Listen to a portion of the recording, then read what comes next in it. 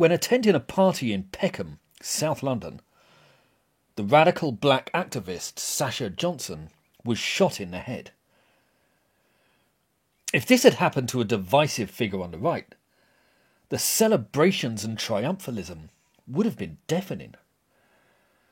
But as it is, the reaction has been relatively muted. As I speak, Sasha is in critical condition in hospital. Her life hangs in the balance, and I certainly hope she recovers. I have no intention of gloating or of using this tragic incident for point scoring. But there is a vital lesson in this story for radicals, and it's important to heed the warning. Now, I wish Sasha no ill will, and I hope she recovers. But we also need to be honest about her, because frankly, she's not a terribly nice person. She has arrogance in lieu of academic rigour. She focuses on division rather than unity. And she has little to offer except platitudes and chants. Her worldview drenched in racism and in ludicrous conspiracy theories about a malevolent state. If she was a white woman who expressed the views and rhetoric that she did, she'd be vilified. The fact that she isn't suggests Britain isn't quite the cesspit of racism that she claims. Let's look at her in action, where I think you'll find her combative narcissism is undeniable. Back of racism is capitalism.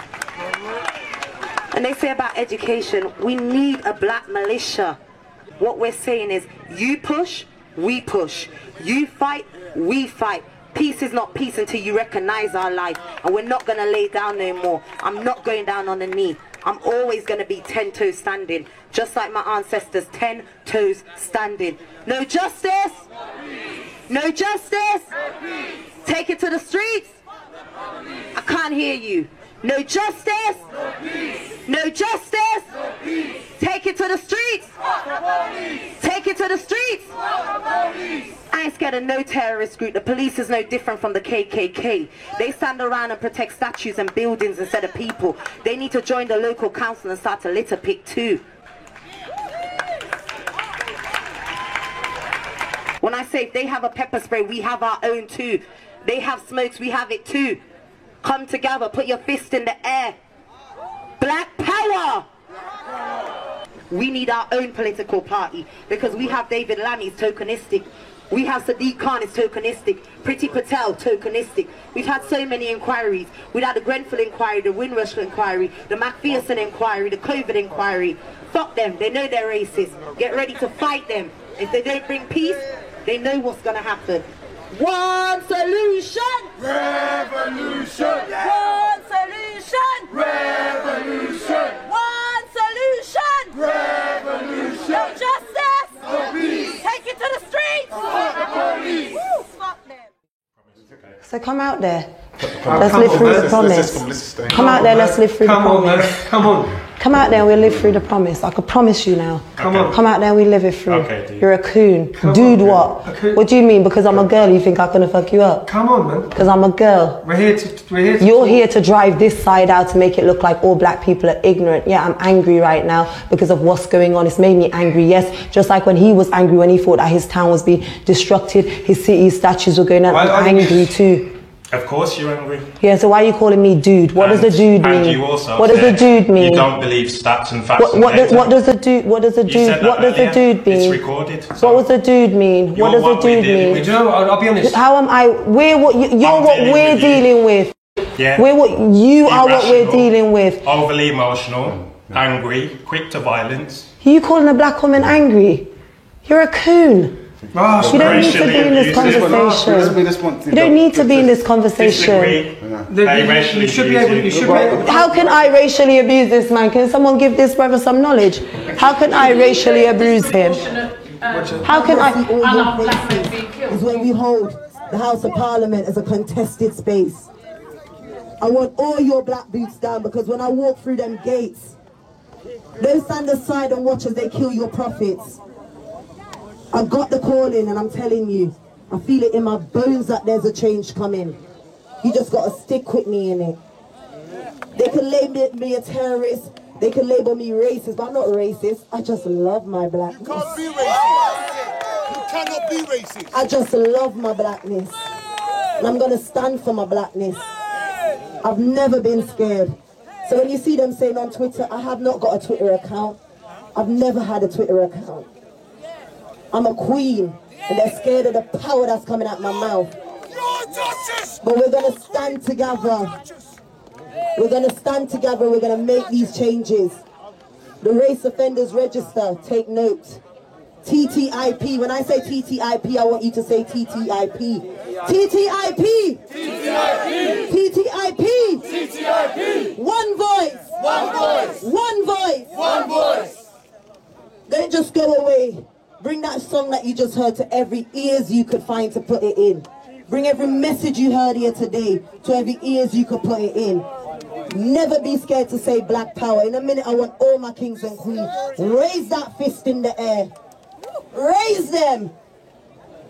Black power. Black power. Black power. Black power. Black power. Black power. People got the power. People got the power. Power to the people. Power to the people. Building by the hour. Building by the hour. Power. Power. Power. Power. Power. The killing of black men's become a pandemic. We're in a pandemic, and it's resting with us that actually we've been in a pandemic for a while. The rest of the world's just got to their pandemic, but we've actually been in this pandemic for a while. So to us, it's just like, why should we stay quiet? Why should silence is violence? Why can I not talk to my white friends about race? Why should I feel intimidated to do that? Why should I feel like I'm opening a Pandora's box? Some of that now sounds deeply ironic. And Sasha, despite saying that she's never been on Twitter, was also in the habit of sending tweets like this. Now, imagine if Richard Spencer or Tommy Robinson had made similar comments. They'd be arrested for hate speech and flung in jail. Yet another example of how the left enjoys a leeway utterly denied to the right. Regardless, this is Sasha Johnson, an extreme radical who views everything through the prism of racism, who wants to defund the police, who blames systemic racism for all societal problems, who views the state as a fascist endeavour, and who wants to smash the white privilege and patriarchy that she believes dominates society.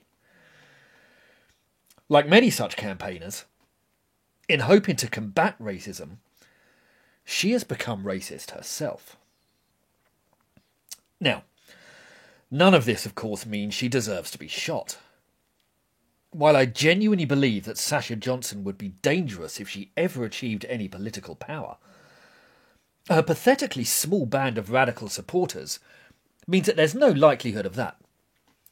So I've tended to find her quite a comical character, with her oh-so-earnest preening, her radical salutes, and her Black Panther fashions. And I believe in freedom of speech, so I think she should be allowed to spout whatever divisive and ridiculous rhetoric she wants. Freedom of speech keeps people like this in the open, where we can keep an eye on them, and where we can counter their infantile and nauseous views.